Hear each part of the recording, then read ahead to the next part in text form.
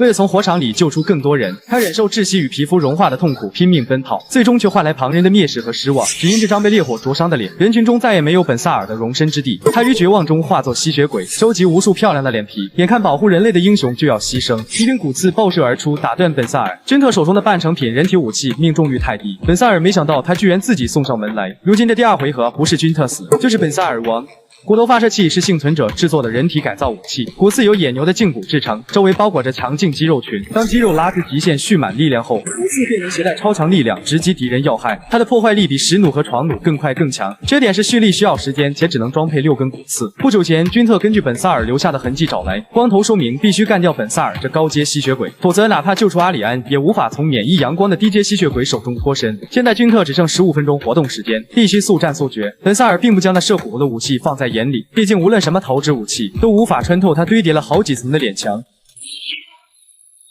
本萨尔的脸墙被射穿，君特已经找到骨头发射器的操作方法，下次就该射向本萨尔的心脏。本萨尔本想让家人们躲起来，可家人们为了保护本萨尔大人，却奋不顾身发起冲锋。不过君特可不会在他们身上浪费骨刺，一击吸血鬼，仅一拳便能击穿心脏。他们意志如钢，绝不会屈服于伤害本萨尔大人的家伙。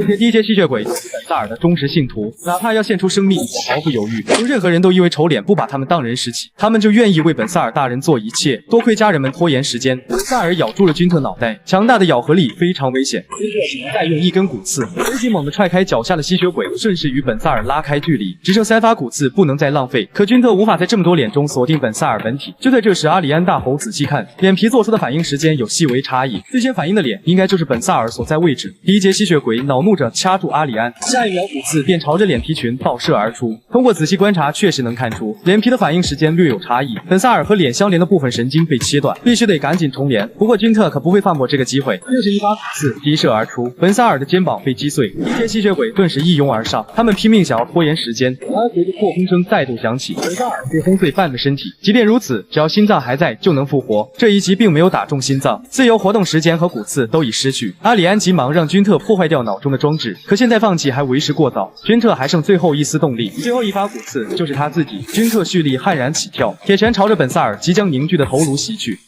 拯救人类是世界上最有意义的事。曾这样认为的本萨尔憧憬着加入市民警卫队，梦想成为父亲那样为守护人类而战的英雄。可当拼死从火场救出尽可能多的人后，虽短暂换来对英雄的赞美和人们的尊敬，更多的却是蔑视与失望。孩子们总是边扔石头边让怪物快消失。怪物这个词在本萨尔脑中挥之不去。他不知道父亲为人类牺牲真的有意义吗？这样的人类值得被拯救吗？本萨尔想不通，只感到深深的无力。于绝望之中诞生的希望，却是吸血鬼带来的。尤利乌斯关注本萨尔很久了，他想开创一个新世界，这个过程异常艰难而痛苦，需要像本萨尔这样的人帮助。天着尤利乌斯描绘梦中的世界，最终本萨尔选择效忠。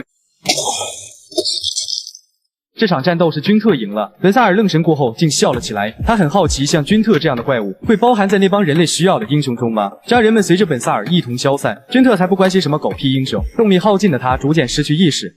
不知过去多久，被灌注动力的君特重新苏醒。阿里安提醒，注入动力时动作幅度不能过大。光头没想到君特能在这么短时间内除掉高阶吸血鬼，托他的福，这次救了很多人的性命。等级高的吸血鬼一死，喝他血的吸血鬼也就不攻自灭。君特疑惑，那只要除掉纯血吸血鬼这个领头人，不就能快速消灭吸血鬼了？理论上是这样没错，但尤利乌斯只在取了皇帝性命那天露过面，不知为何他从来不参与战斗。这么一想，君特感觉有很多疑点。按理来说，吸血鬼是以吸食人血为生，为什么要将人类一网打尽？关于这一点，幸存者们也觉得奇怪。不过只有活下去才有资格找到答案。一行人正在返回总部，有还未被攻破的圣地聚集着大批幸存者，为君特所做的研究都是在那完成。他是人类最后的堡垒。光头探出脑袋，激动着指向即将宣告反击的地方。他是人类最后一个希望之地，圣地巴哈尔。此刻那里竟燃着熊熊大火。君特嗤笑，人类的希望正在化为灰烬呢。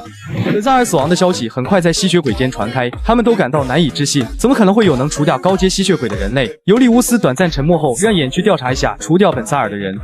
巴哈尔被称为圣地的原因有很多，最主要就是它那宛如神赐的完美地貌，地处大陆边缘，需越过险峻高山才能到达。有大量岩石形成了岛屿化地形，使海路也很难通过。一座1200米长的桥是进入这里的唯一通道，只要守好这座桥，便能轻松抵御超过驻军10倍的兵力。那么君特很好奇，这种天然堡垒怎么已经快要被毁了？黄发上前握住光头的手。这日阿里安也平安归来，黄发脸上闪过一抹红晕。君特身上的人造装置已经说明身份，不知为何黄发脸上出现敌意。光头连忙介绍，这位是负责指挥圣地城墙防守的莱纳德团长。大火基本被扑灭，莱纳德让大家先进去休息吧。桥外围地区的防卫已被放弃，防线设在了城墙那边，所以这里没人管理，有些破旧。得知君特已经把本萨尔除掉，莱纳德满脸震惊，随即又突然冷脸，搞得君特都有些火气。这段时间有没见过的高阶吸血鬼对圣地展开侵略，他们和普通吸血鬼不同，不仅长相怪异，还会进行疯狂表演，夺走士兵们的性命。防守团好不容易抵挡住进攻，但损失惨重，无法再抵御2次入侵。所以莱纳德希望在圣地修复工作完成前，君特能守护好这座桥。可是遭到君特拒绝，因为只有守护团在前方当肉盾，在他们后面战斗的君特才有更高的几率活下来。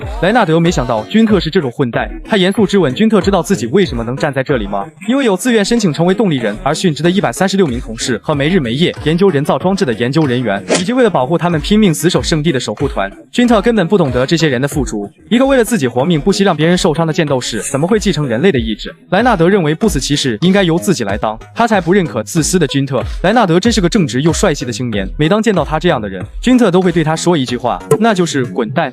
闻言莱纳德怒火中烧，拔出剑就要杀了这自私的家伙，却反被打飞出房间，狼狈摔在手下面前。阿里安明明说过注入动力时不能做大幅度动作，但是莱纳德挑衅在先，君特认为自己是正当防卫。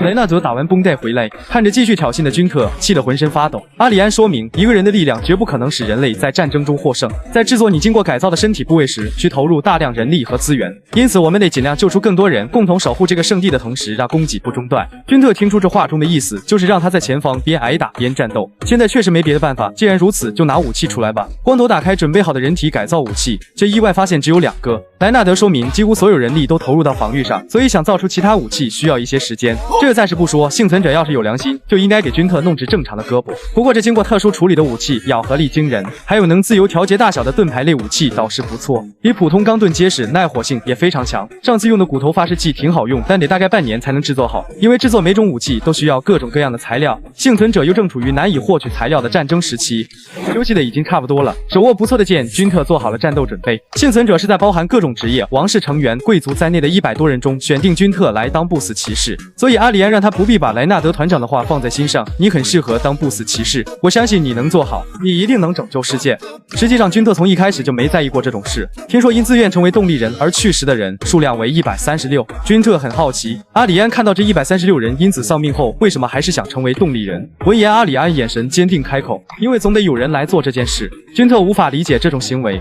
在这之后没多久，莱纳德匆忙跑来请君特做好准备，那帮家伙又来了。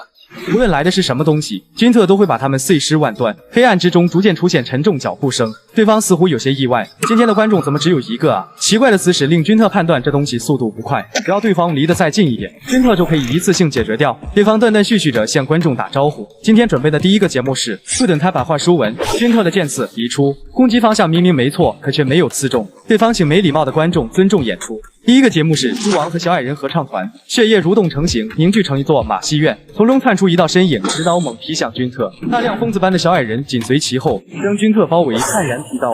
然而最强战士的名号并非空穴来风，这些小矮人都太弱了，君特不想在弱鸡身上浪费时间，还是只取首脑的项上人头为好。马戏团却突然喷出熊熊大火，头戴王冠的巨大白猪出现，猪王的火能燃尽一切，君特却举盾顶着烈火前进，猪王还在不断加大火力。区区这种把戏，休想置君特于死地。剑穿破烈焰，直斩猪王。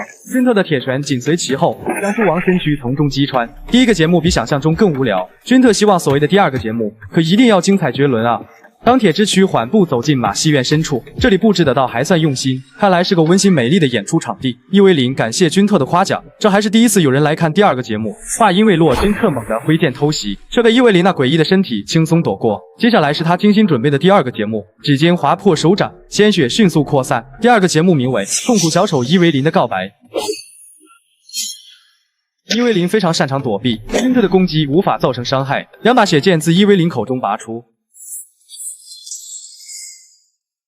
君特不断思索着要怎样造成有效打击，不慎被伊维林击飞出马戏院。接下来是更加激烈的战斗。莱纳德通过望远镜观察着战况，君特正被对方压着打，双方即将打到朝前面。这泥鳅般的家伙令君特很是恼火。阿里安不知道对方的感知范围有多少，在上次战斗中守护团的武器都被毁，现在只剩弓可能帮上忙。阿里安明白最重要的是君特得避免在桥上战斗，他身上的肌肉很重，密度又高，而且脂肪含量几乎为零，也就意味着如果掉进水里，无论君特怎么挣扎都会沉入水底。惯性战斗经验丰富的他用剑稳住身体，水流这么急，无论谁掉下去都会沉底。君特可活动时间已经不多了，这场战斗比想象中更难打。君特重新跳上桥头，伊维林确实有点实力，不过君特相信那个女人和光头，马上就会制定出一个超级厉害的作战计划。这时后方却传来撤退命令，君特不明白这是怎么回事，自己在前面拼死战斗的时候，他们不会什么作战计划都没想吧？实际上计划就是坚持到日出之时。圣地现在没有足够的武器和充足的物资，只有君特能和高阶吸血鬼抗衡。距离日出还有5小时左右，而君特自由活动时间最多只有2小时，所以他得来回注入动力再出去战斗，以此争取时间。